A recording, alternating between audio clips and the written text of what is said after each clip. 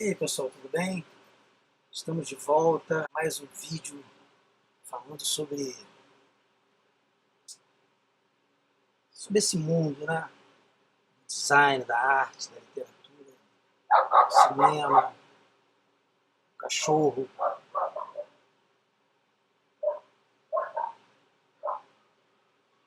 E ontem foi um dia extremamente corrido para mim, não pude gravar nada no final de semana, porque os eventos aí que a gente faz aqui anualmente, eu tive que deixar meu calendário de gravações de lado um pouco. O tema já estava escolhido e então a gente vai hoje voltar a, a falar sobre uma coisa que já estava sendo preparada desde o início, que é o início do design, né? E é o início da minha relação também com o design. Não sei se já comentei, eu era uma criança e me deram uma... Minha avó me deu uma enciclopédia, né? Não existia internet, fora do mundo em que ela foi criada, e a minha avó ficou sabendo que as famílias de classe média alta davam enciclopédia às suas crianças, e ela disse que iria me dar uma enciclopédia. E aí ela foi num banco de jornais e começou a assinar os fascículos da editora Abril, da enciclopédia Conhecer, que tem aí seus 40 e pouquinho anos, deve se lembrar disso. E aí você comprava aqueles fascículos, depois você montava aquilo lá, e o cara encadernava e tal, e uma enciclopédia, entendeu? E assim, eu fiquei durante muito tempo lendo aquilo, né? Já no comportamento que depois me acompanharia o resto da vida, lendo todos os aquilos que apareciam na minha frente na internet, enfim, nas bibliotecas por onde eu me trancava, e eu comecei a desenvolver esse hábito extremamente contraproducente nesse mundo de meu Deus, que é o hábito da leitura como criança. E eu ficava lendo aquilo o tempo inteiro, até que um dia, eu devia ter uns 7 anos, eu caí numa página que falava de uma escola. Nessa escola tinha pessoas que tinham abajures, tinham tapetes, cadeiras, e eu, uma criança, 7 anos, eu li aquilo 200 vezes tentando entender o que era uma escola em que as pessoas... O que tinha a ver um abajur com uma escola? Quer dizer, eu sabia o que é uma escola, porque eu estudava. Então, uma escola, você não aprende a fazer abajur, você não aprende a fazer tapete, né? E eu fiquei olhando para aquilo, aqueles caras com aquelas cartolas, e eu vi que eles eram muito antigos, porque aquelas roupas não se usavam há muito tempo. Eu já sabia que aquelas roupas eram do início do século, né? Nós estamos aí, essa história se desenvolve para mim por volta de 1977, 76, entre uns 6, 7 anos. E aí eu fiquei parado naquilo ali. E o nome daquele verbete que eu fiquei parado e voltei ali diversas vezes. Eu nunca tive coragem de perguntar para ninguém, porque ninguém queria saber muito do que eu estava fazendo. Eu ficava lendo ali, né, no canto. E eu já percebi que as pessoas me achavam esquisito, então eu nunca perguntei para ninguém o que era aquilo, mas o nome daquilo era Bauhaus. E eu fui desenvolvendo uma relação com aquele negócio, aquelas imagens, eu não sabia o que era. E eu só sabia o seguinte: aquilo era fascinante demais, aquilo era incrível, aquilo... Não sei o que é, mas isso me parece muito o verbete mais legal que eu li nessa enciclopédia. Esses caras com cartolas e fazendo esses prédios. Gente, isso aqui é muito legal. E lá por volta dos meus 12 anos eu já sabia que a Bauhaus era uma escola, que é o que a gente vai conversar hoje, né? Quer dizer, não temos aqui nenhuma pretensão de fazer uma descrição perfeita do que tem acontecido, sobretudo porque a dinâmica com que eu gravo esses vídeos ela é inspirada um pouco claro que sem qualquer relação de brilhantismo com ele, mas é inspirado um pouco no modo como Paulo Francis escrevia o seu Diário da Corte, lá nos anos 90. E para quem não teve a oportunidade de acompanhar, era uma página de jornal que saía, era uma página que o Paulo Francis escrevia, que saía em alguns jornais, a Folha, depois foi para o Estadão, o Globo, acho que houve uma época que era um jornal no Brasil, aqui no Rio, enfim. E não sei se foi no Jornal do Brasil, mas com certeza no Globo era. E aí o Francis ele ia falando das coisas de memória. E tinha um cara da Folha, que era um editor, era um ombudsman da Folha, Marco Túlio Costa, se não me engano, que ele ficava marcando durinho as coisas que o Francis falava, porque o Francis dizia que alguma coisa aconteceu em 1941, na verdade tinha acontecido em 1940. E esse cara ficou o tempo inteiro enchendo o saco do Francis enquanto ele pôde. Havia uma briga aí na Folha entre os textos do Francis, de memória, as datas, as coisas, e o criticismo do cara, o ombudsman, que começou a aparecer por causa desses erros. Então, por que eu estou falando sobre isso? Porque eu vivo um processo de degradação da minha memória que é uma coisa absurda.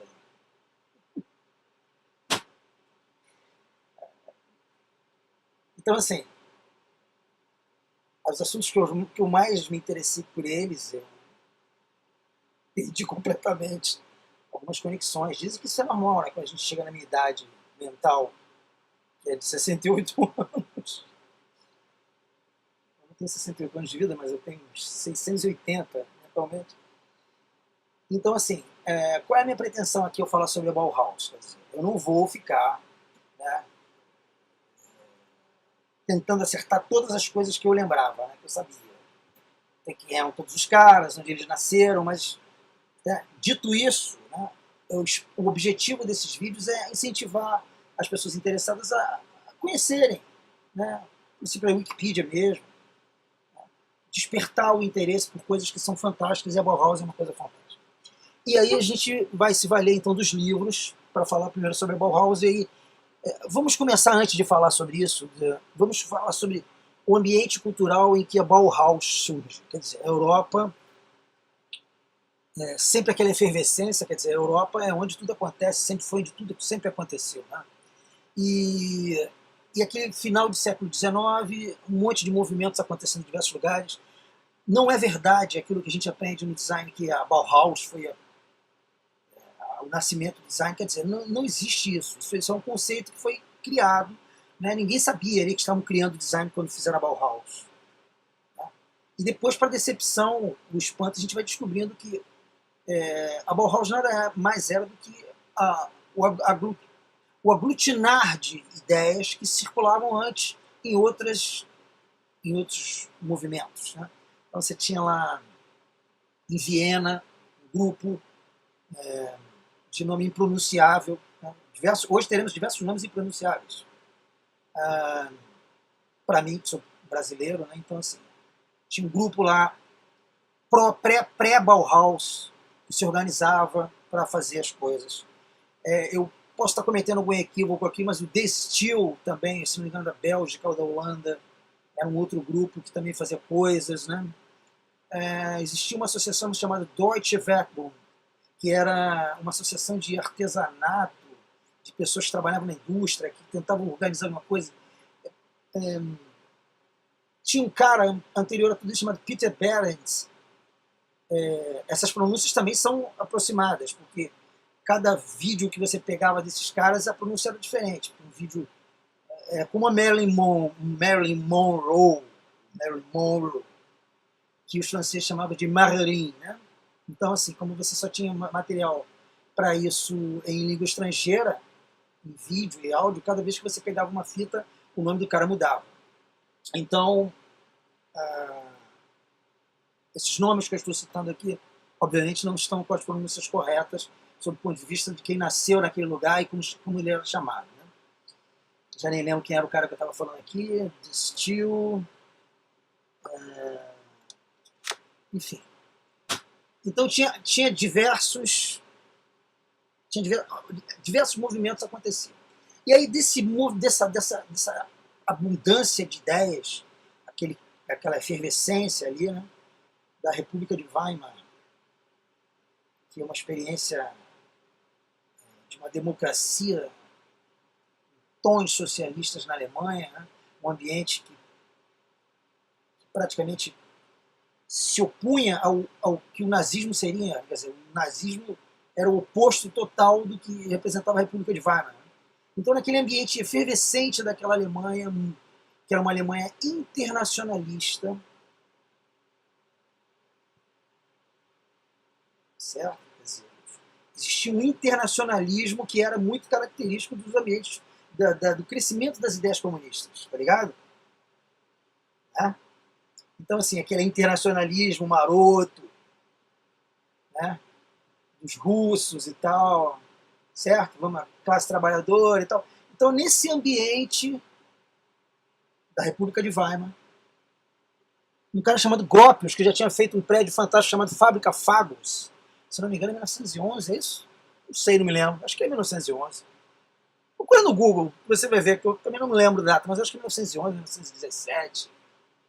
Fábrica Fagos. Meu prédio que tem essa estrutura que está aqui, com esses vidros, essa parede de vidro, né? Não é a Fábrica Fagos aqui. Mas ele vai e faz um troço desse que é considerado um marco da arquitetura e coisa e tal. E esse cara, então, com uma marra danada, ele aglutina em volta dele gente de todos os tipos. Pintores, Paul Klee, se não me engano, é isso. É Paul Klee que estava, né? Kandinsky, com certeza.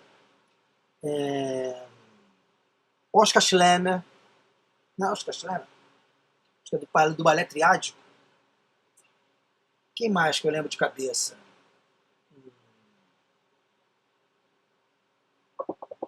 Não tô lembrando mais. Tinha um carequinha que eu não lembro agora, que gostava de comer alho.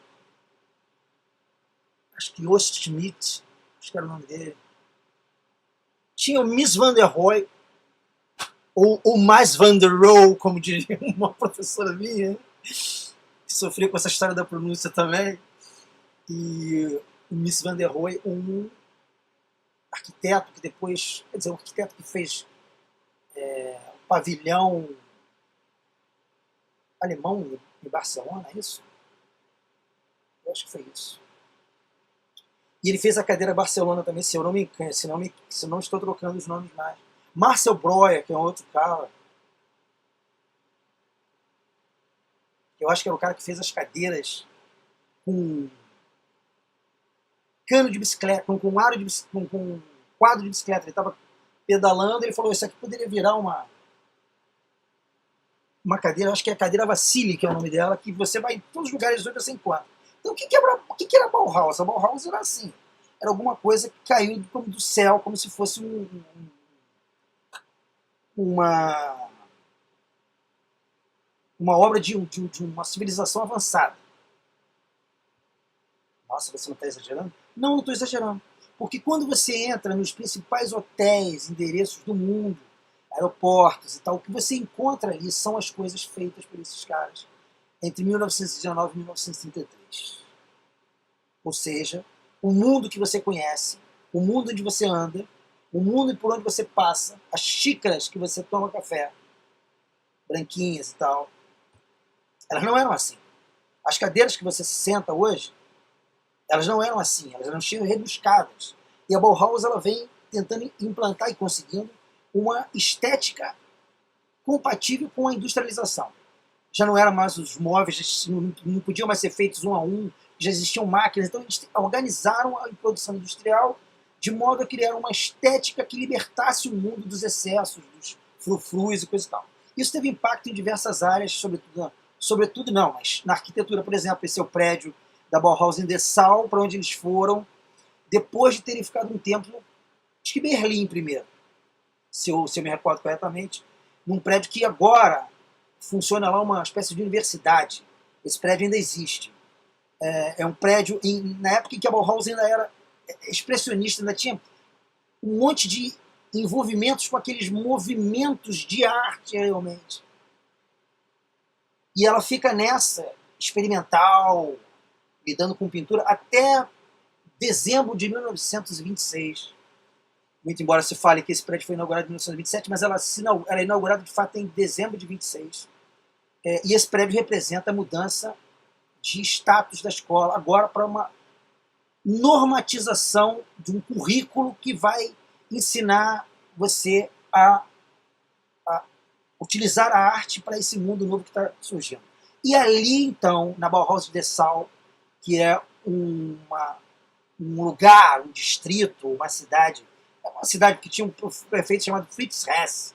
Isso eu nunca esqueço, porque eu fiz um trabalho na época que eu fui procurar saber as condições políticas que geraram isso. É uma das poucas coisas que eu ainda me lembro, assim, que parecem um tanto obscuras.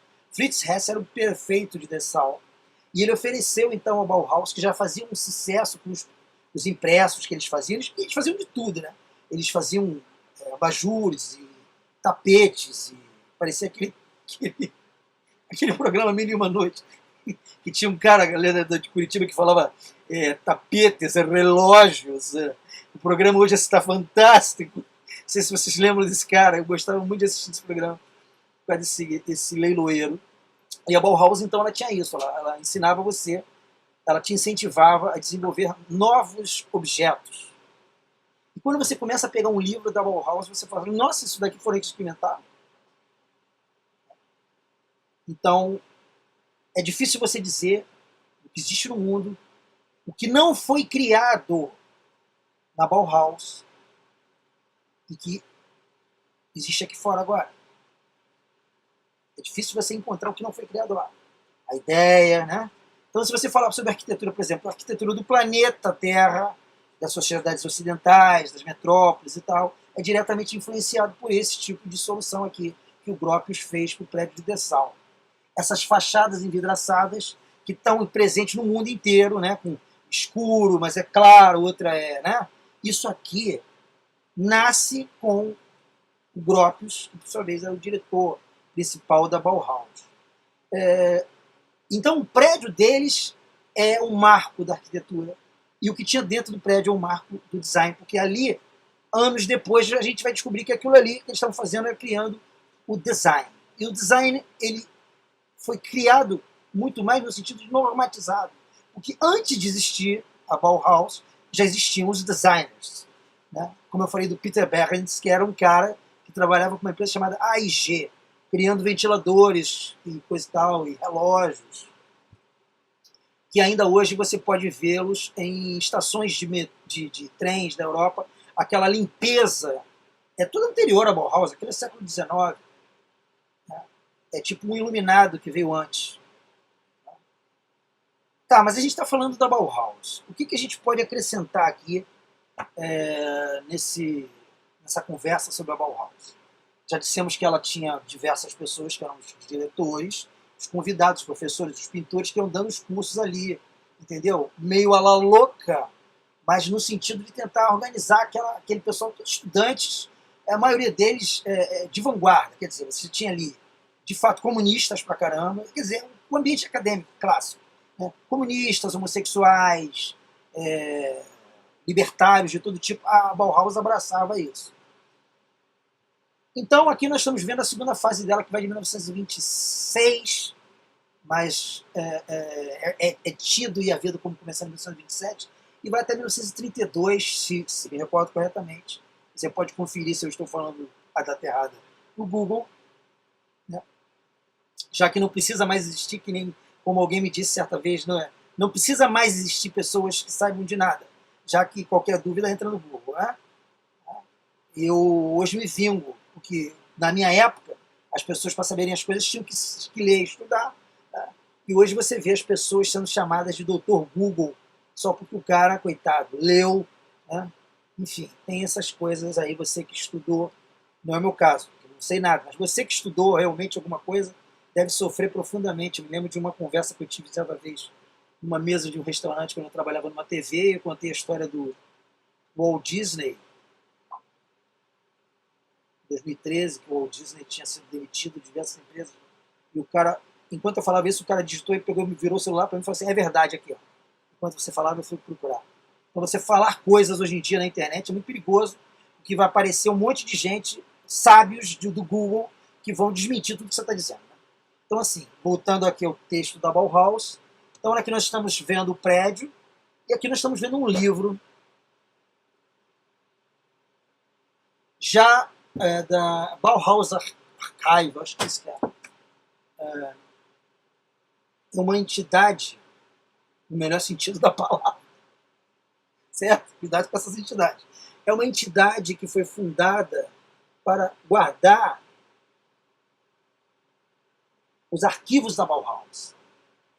E os arquivos da Bauhaus se constituem em quadros, fotografias, imagens dos trabalhos. Aqui nós temos, vamos passar rapidamente, né?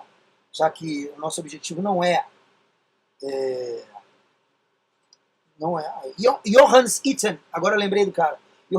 Lembrei não, viu o nome dele? Esse é o careca do alho, né? Que ele achava que as pessoas tinham que comer alho. Então aqui, muito bem, aqui nós temos uma foto, se não me engano, da fábrica Fagos, que é o prédio que o Gropius fez nos anos 10, tá? Dá esse desconto aí. Eu acho que é 1911, mas eu não vou procurar aqui não. Quando é que ele fez essa fábrica Fagos? Digite no Google aí que vai aparecer. E aí, então aí, o que acontece? Aí aqui tem as fases anteriores, pré-Bauhaus, né? Os caras, aqui são os caras. Olha que legal. Isso aqui são os prédios, os ambientes, e os caras, tipo assim, 1907, isso aqui são as origens da escola, você tá entendendo? O que se fazia naquele momento e que era um ambiente formador das ideias. Olha aqui, cara, ele, né?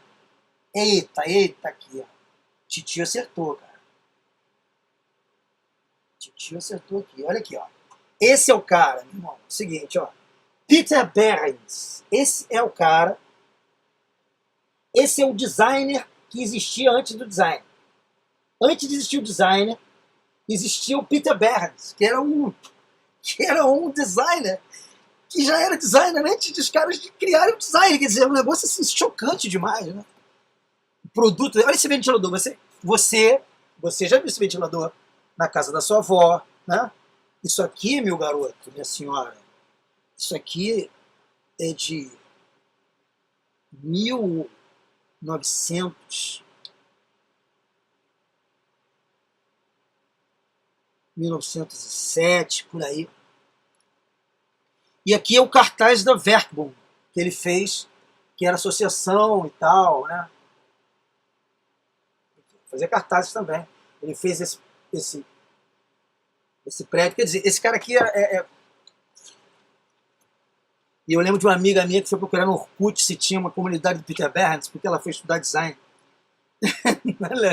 nos Estados Unidos, foi estudar design nos Estados Unidos, e ela quis criar uma comunidade sobre Peter Behrens, porque, afinal de contas, é um absurdo que o Google existia, não tinha nenhuma comunidade como Peter Behrens. Ela me mandou um e-mail dizendo, puxa vida, eu tô assustada, eu tô aqui, acho que é Atlanta, né? Pessoa aqui no Rio de Janeiro, né? E ela foi procurar criar essa comunidade do Google sobre Peter Behrens, tadinha, quando chegou lá, já existia, rapaz. Um sujeito já tinha criado. Um sujeito esquisito. Já tinha criado essa comunidade, ela foi falar que ficou surpresa. Mas eu gosto muito dele, né? Tanto que criei lá aquela comunidade que só devia ter eu e ela só. Mas então, aí vamos passando aqui, a gente vai passando aqui. Olha, isso aqui é muito conhecido, ó. Olha, cara. Isso aqui é a estrutura do curso lá da Bauhaus. Olha a própria maneira como ele representa graficamente isso aqui. Você imagina. Olha. Você está no início do século com aquelas letras. Lembre-se que os alemães virão depois, os nazistas virão depois fazendo aquilo tudo, né? Com alguma outra estética. Então aqui a parte... Olha o Oscar Schlemmer, gente. Olha a festa das lanternas, eles faziam festas. Eles faziam tudo isso que você tem hoje nas escolas. Eu ia falar ESD aqui, mas isso é outro assunto. Tudo que você tem nas escolas de design, são as festas acadêmicas e tal. Tem uma festa do Gropius, que ele já está com 80 anos, que fazem para ele. Se não me engano, já nos Estados Unidos, porque ele vai para o Colorado, Acho que vou ter que acelerar essa história aqui, senão não vai chegar. Cara, já está com 25 minutos. Bom, então é o seguinte, olha só. Hoje vai ser só a primeira parte da Bauhaus. Isso não está com 25 minutos, cara. Eu não vou cortar nada aqui. Então aqui tem as mulheres da Bauhaus, tá certo? Esse era um vídeo sobre a Bauhaus, da Bauhaus.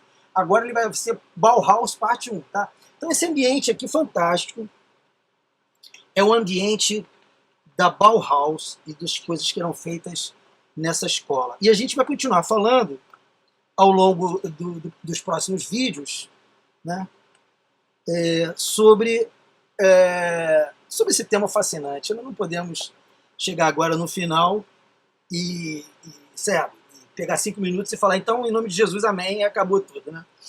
E eu ainda estava com 2 livros aqui do lado, que eu ia pegar, que era para fazer uma correlação entre... Olha que ousadia, né? Eu achei que ia fazer isso, ia fazer... Não, e depois da Bauhaus e não sei o que, ia pegar dos outros livros. Que fracasso. Então, assim, nós acabamos de ver aqui as circunstâncias que vão gerar, então, aquela escola que está aqui do lado. Quer dizer, esse ambiente, para deixar claro, nós vimos o Peter Behrens, que é o cara pré-Bauhaus, nós vimos algumas imagens de construções e situações que antecedem a Bauhaus, como a Fábrica Fagos, e ali também nós estamos naquele momento, naqueles primeiros anos, nós estamos ainda prestes a surgir a Bauhaus em 1919. Ela ainda não apareceu, certo? Ela só vai aparecer depois. Só em 1919 que ela aparece. Até esse momento do livro ela não apareceu aqui. Tudo que você está vendo aqui são coisas que antecedem o surgimento da escola, né? Então, no próximo vídeo, nós vamos começar a conversar de maneira mais direta sobre a primeira fase, mostrando imagens, né? Mas a escola é conhecida pela sua segunda fase, que é essa aqui. Nós vamos continuar a falar, então, no próximo vídeo, sobre o período que vai de 1919 até 1926, né? E quem sabe conseguiremos chegar um dia até o período que vai de 1926 a 1932, e quem sabe ainda chegaremos ao período que vai de 1932 a 1933. Né? Quantos dias levaremos para fazer isso? E se de fato chegaremos a esse ponto, é um mistério. Um especialista em mídia, um professor universitário, sujeito com passagem pelas maiores agências, uma das maiores agências do Brasil, eu não vou usar o nome aqui porque eu não posso citar, uma pessoa queridíssima, um amigo, ele sabe que eu estou falando dele porque ele me mandou um WhatsApp e ele fez um comentário, um abraço para você, você sabe que eu te admiro demais. Né? E ele continua trabalhando numa televisão, um cara fantástico, um cara que sabe tudo sobre o que está acontecendo em mídia, sabe tudo sobre para onde a mídia vai, a gente passava muito tempo conversando sobre isso, quase dá vontade de falar o nome dele aqui, mas eu não posso falar o nome dele.